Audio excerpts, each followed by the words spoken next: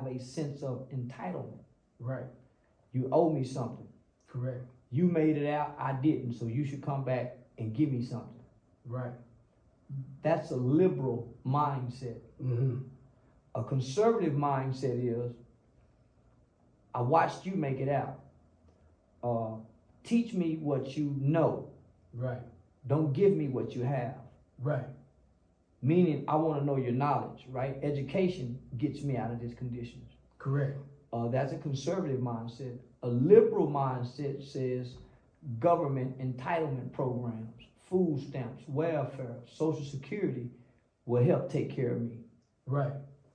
So, trying to explain the difference between conservative beliefs, conservative principles, and trying to explain that to people who's poor in their thinking, Mm-hmm. You'll create an enemy. Right. So I was telling you that I have relatives, that are, my whole family's Democrats. Just always been that way. It's never been different. Yeah, slave master children. Right.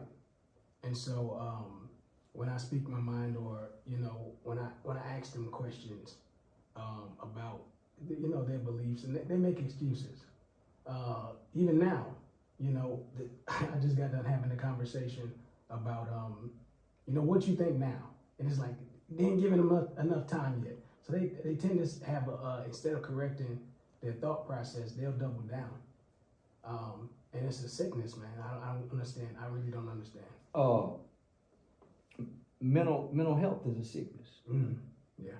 So what you're dealing with a race of people that has a sickness. Mm-hmm. For one, the white man gave us his mind. Mm-hmm. People forget, this isn't our mind. Got you. He gave us a mind.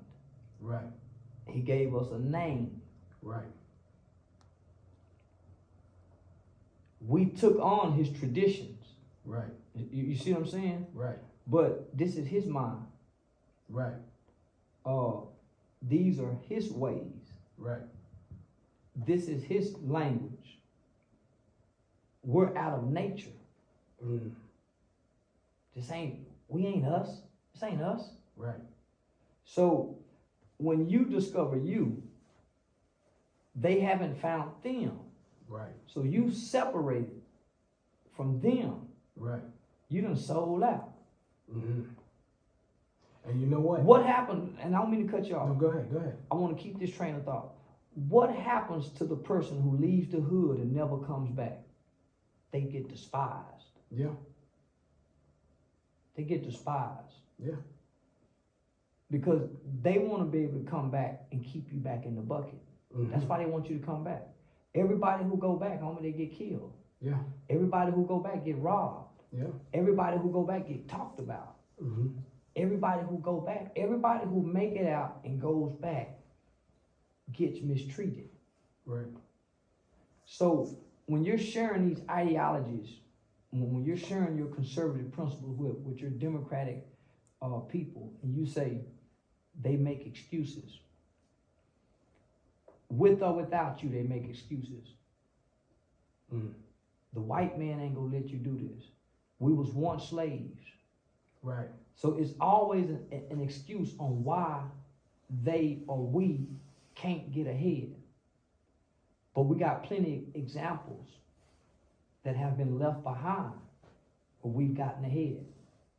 Right. Not thinking like them. Some of us have to be willing to be neutered. Right. To spread the word of truth amongst black people. Crucified even. Yeah, crucified. Yeah. That's what this is. Some of us are gonna be humiliated. Yeah. For being truthful. Right. Some of us are gonna get killed. Yeah. For being truthful. Yeah. And they'll laugh. But the future of our people are looking for the truth. Mm-hmm. That's why they rejecting the church. That's why they reject the politicians. That's why they reject the school teachers. They even reject their parents. Because they're looking for the truth. Outside the truth, they're looking for something to relate to, something to build relationships with. Right. That's entertainment. So that's what they relating to. But they still looking for truth. Right. And ain't nobody telling them the truth. So here you come along on Christmas, and you got the ears of the middle school cousins, you got your high school nephews, and they friends coming and they talking to you, and you're standing in the gap of young people and their elders, right? You stand in the gap. You're the bridge. You're the cross. When you stretch one arm out, you touch the old. When you stretch your other arm out, you touch the young. So you stand in the gap where you bridge this gap between the young and the old. You got the youth ears. They despise you, the old. Yeah. It's crazy, man. So they despise you because they can't talk over you to the youth. Right. They want the youth to listen, but Right. the youth ain't listening to them. Not at all. Because we tired of seeing weak men. Right. All our lives we've been watching weak men. Right. Men walk away, men abandoned, men who run away. We've been watching weak men.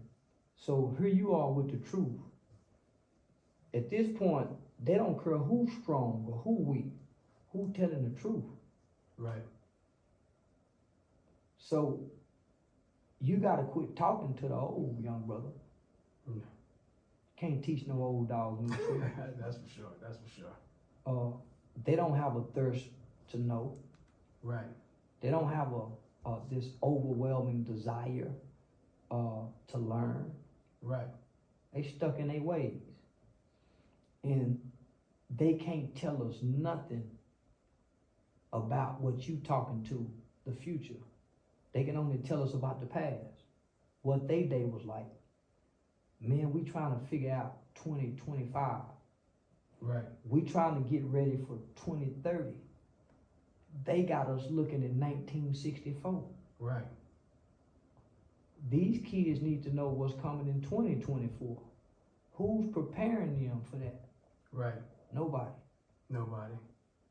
So we arguing with our elders about the past, about their day. They telling us about their day. Right. Who's teaching us for tomorrow? When we all talking about the past.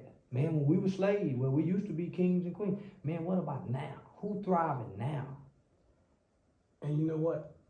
That I was with it when black people first started calling themselves kings and queens. I said, I get it. You know? I was with the shit. Hey, what's up, queen? But as I thought about it, that's a very narcissistic thing. If you seen your mama getting fucked, nigga, you don't know no queen.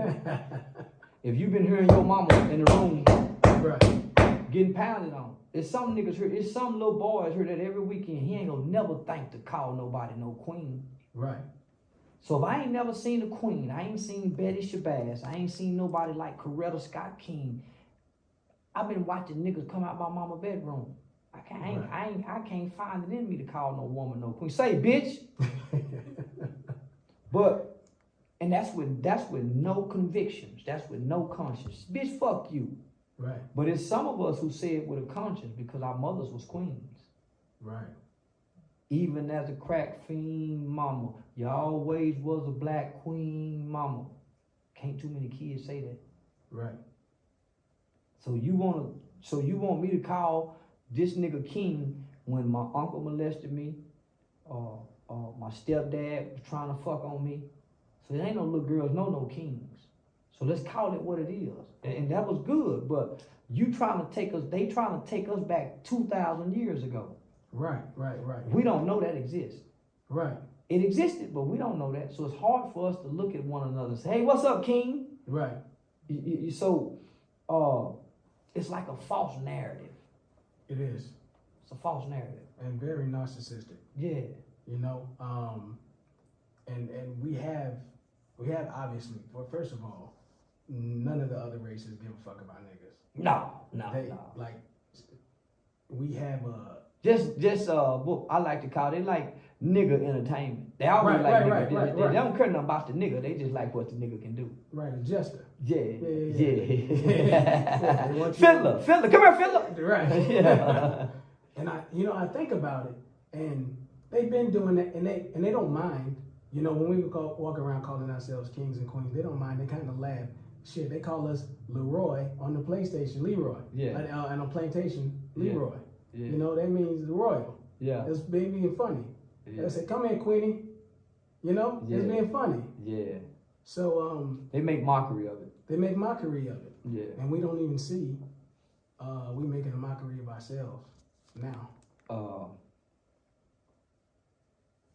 On the battlefield. Mhm. In the 80s, we was at war, but we wasn't at war. War was being implemented. Mhm. War was starting to be raged upon us, right? Mhm. Crack era, mass incarceration, gang Yeah. violence. Yeah. We wasn't at war. We were really trying to find ourselves. Our mothers was working 2 jobs. Black people was elevating. There was, you know, people was coming out of the ghetto, going into the middle class, Right. socio-economic part of society. So we was kind of almost thriving a little bit, homie, in the 80s, Yeah, in the for 90s, sure. in the 70s. For sure.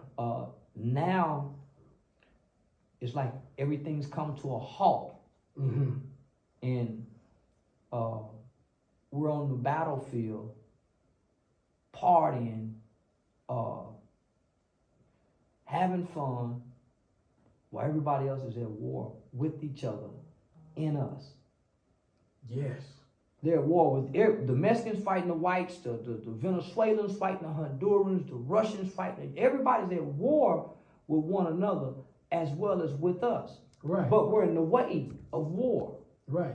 And nobody's taking us serious because we partying, we're snapping, we're having fun, we're making new songs, we're doing the TikTok challenges, and we're in the way of war. Right. Why do you think that is? That we're kind of a centerpiece of everybody's battle. Well, Like we every time there's a war or any issues, it's black. We're the spoils of war. Mm. No matter what war is waged in the world, Mm. we are the spoils of war Got you. because we're the consumers, Yeah. right?